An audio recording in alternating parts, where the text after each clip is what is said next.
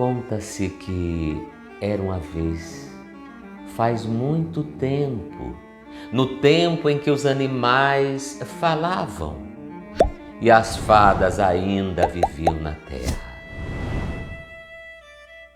Olá, seja muito bem-vinda, seja muito bem-vindo. Começa agora o programa Sala de Leitura. Roda a vinheta.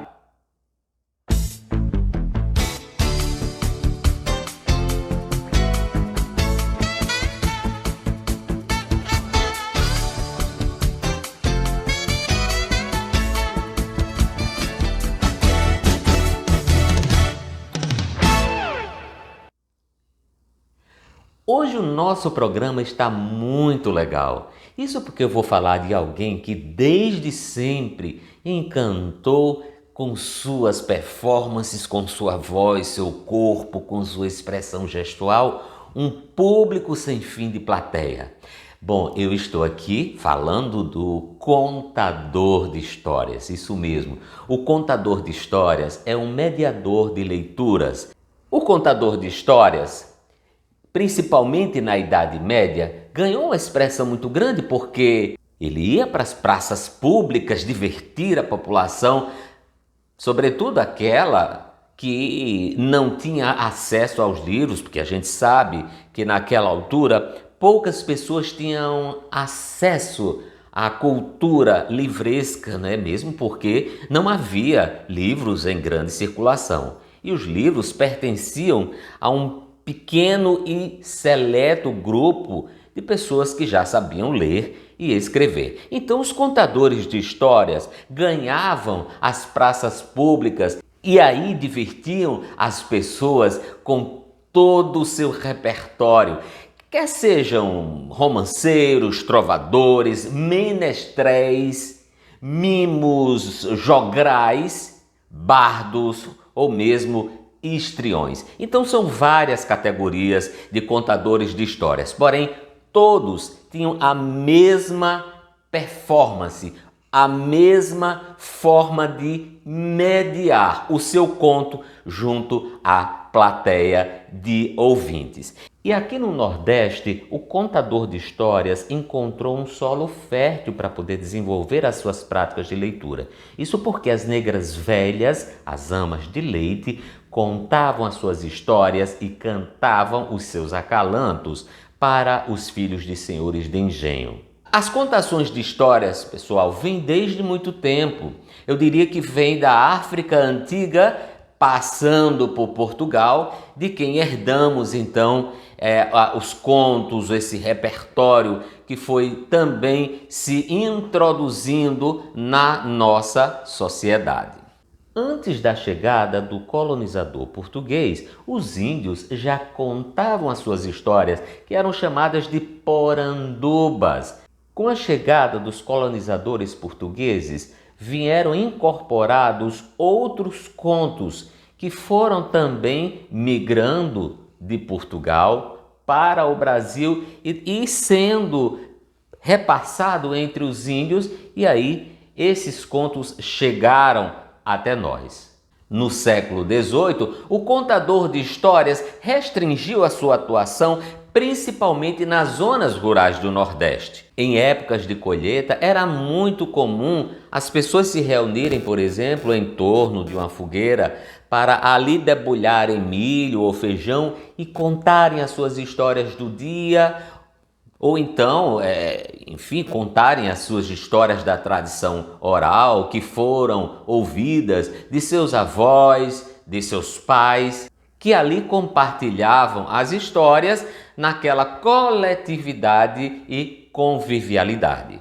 Mas foi a partir dos anos de 1990, aqui no Brasil, através do Programa Nacional de Incentivo à Leitura, o ProLer, que o contador de histórias ressignificou a sua arte e passou a atuar, além dos espaços públicos, nas escolas, nas bibliotecas escolares, públicas ou privadas, nos palcos de teatros, e continuou a fazer dessa arte o doce encantamento de seduzir pessoas a desenvolver as suas práticas sociais de leitura. Então, o contador de histórias foi sim reapresentado pelo Prolé com esta nova roupagem, digamos assim, mas mantendo sempre as velhas tradições orais, principalmente na sua expressão gestual, facial, na sua forma de conduzir a palavra, as mãos, a sua performance. Isso sim, isso se manteve. E cada um, então, vai ter a sua forma de contar as histórias. E hoje, então, eu vou trazer aqui para o programa, aqui para a minha sala de leitura, 3 excelentes contadores de histórias aqui do Rio Grande do Norte. Primeiro, Ana Paula Campos. Segundo, Ricardo Buiú. E terceiro, Dorinha Timóteo.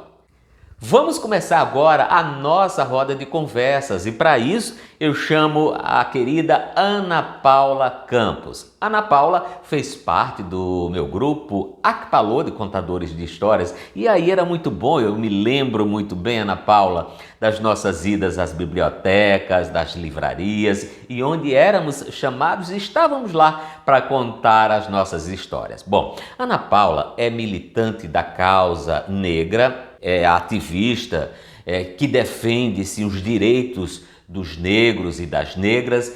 E Ana Paula está conosco aqui e eu quero saber de Ana Paula como é que ela vê a presença do negro na literatura.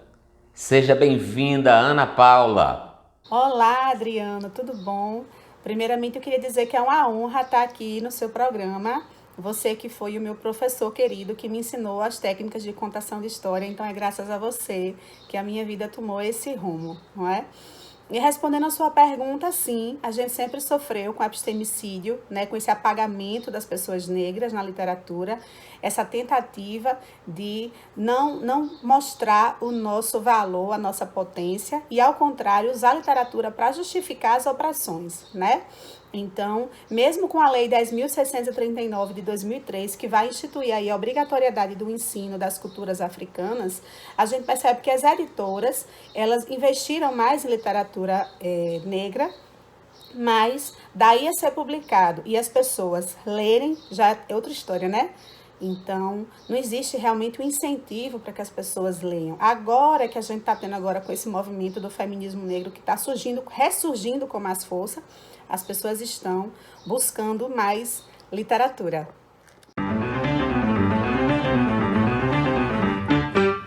Existe uma história aqui em África, quando uma pessoa comete um erro, ela é colocada no centro da aldeia. Todos os aldeões fazem um grande círculo ao redor dessa pessoa que fica no centro. E quando a gente imagina que a pessoa que está no centro vai ser criticada, vai ser julgada, vai ser condenada pelos outros aldeões, é justamente o contrário. Cada integrante da aldeia, cada membro da aldeia vai dizer uma coisa positiva, vai trazer uma memória positiva para a pessoa que está ali no centro. A ideia é lembrá-la que ela é uma pessoa boa, ela não é o erro que ela cometeu. Então, diferente do que nos informa o Ocidente, nós não somos aquela divisão bom ou mal, né? Nós somos pessoas humanas que vamos cometer erros e nem por isso a gente pode esquecer todas as coisas boas que a gente fez ao longo da vida. Muito obrigado, Ana Paula, pelas suas palavras e olha, força e continue assim nessa luta do dia a dia, certo? Vou chamar agora o querido Ricardo Buiú, ou simplesmente Buiú. Buiú é esse brincante plural que adota suas práticas de contação de histórias de modo muito visual, muito vibrante. Então, Buiú está sempre também nas escolas, nas bibliotecas, animando as crianças e os jovens e adultos também com sua forma de conduzir as histórias. Seja bem-vindo! Buiú, você adota em seu repertório vários contos da tradição oral, principalmente os de Luiz da Câmara Cascudo, o nosso escritor potiguar. Pois bem, Como é que você observa a presença da literatura oral nas contações de história? E se a gente for olhar, todos os contos, as literaturas, eles estão muito enraizadas com a cultura popular, né, com as tradições. E aí é uma coisa que é interessante porque eu comecei profissionalmente, eu fui com 21 anos trabalhar no Sesc. Então foi ali onde eu comecei a encontrar Mário de Andrade, e lendo Mário de Andrade lá em São Paulo, eu venho para Natal, né, para entrar em Câmara Cascudo, para conhecer dos nossos escritores tradicionais. Então, uma coisa que a gente começa a ver a importância que tem da nossa literatura. E foi numa dessas atividades, que foi uma pesquisa sobre cultura popular, com a professora Tizuko Moshida. Ela disse, eu estou fazendo a pesquisa lá em Natal, com os livros de Câmara Cascudo. Então, a gente vai atrás de uma pessoa de São Paulo, pensando que ela, né, tem aquele conto maravilhoso, ela disse, vá pesquisar as suas raízes. Buiú, teria como você contar uma história pra gente, por favor? É um brinquedo cantado, que é uma história. E a gente leva para as crianças, colocando a nova tradição desse brinquedo, que chama-se, é um animal, que as crianças vão ter que construir esse animal, porque ele é um animal feito de vários animais. Então o nome dele é o Krupelg, porque o Krupelg é um bichinho que tem bico de pato, tem rabo de rato, tem pé de galinha, nariz de elefante, olho de camaleão, barriga de urso, pescoço de girafa e cabelo de leão. Mas para ficar bem legal, ele faz mais ou menos assim, ó. Bico de pato, rabo de rato, pé de galinha e nariz de elefante. Ainda diz que é elegante, vai desfilar, quá, quá, quá. Mas que bicho é esse, com olho de camaleão? Barriga de urso, pescoço de girafa e cabelo de leão. Quando ele passa, todo mundo dá risada, e é uma grande curtição. Olha, Buiú, fantástico, viu? Fantástico. Muito obrigado pela sua participação aqui conosco. E por fim, eu vou chamar também a querida Dorinha Timóteo. Dorinha, além de escritora, é contadora de histórias, é especialista em leitura, é professora e Dorinha já teve o seu trabalho reconhecido fora do Brasil. Ela esteve em Portugal, na Inglaterra e... Dorinha, eu queria saber como é que foi essa experiência de ter o seu trabalho reconhecido lá fora. Seja bem-vinda. Foi um sonho realizado. Estar na Europa, levando a nossa arte, a nossa contação de história, foi fantástico, porque as pessoas lá fora nos receberam com tanto carinho, com tanto respeito, ficaram encantados com o nosso colorido, com o nosso jeito de contar história, com o nosso sotaque. Isso encantou aos europeus. Então, para a gente, essa experiência foi grandiosa, porque nós aprendemos muito. Aprendemos e, principalmente, nós nos identificamos com o povo de Portugal. A gente vê que a nossa história é muito irmã da história de Portugal. Então a gente se identifica e eles aplaudem muito, porque o nosso repente, a nossa poesia nordestina, o nosso contar história nordestino seduz as pessoas lá fora. Muito obrigado, Dorinha. Olha, eu queria que você encerrasse o nosso programa de hoje contando uma história, pode ser? Certo, então olha, só um instantinho que você volta aqui para contar uma história pra gente, tá bom? Vamos à dica de livros de hoje.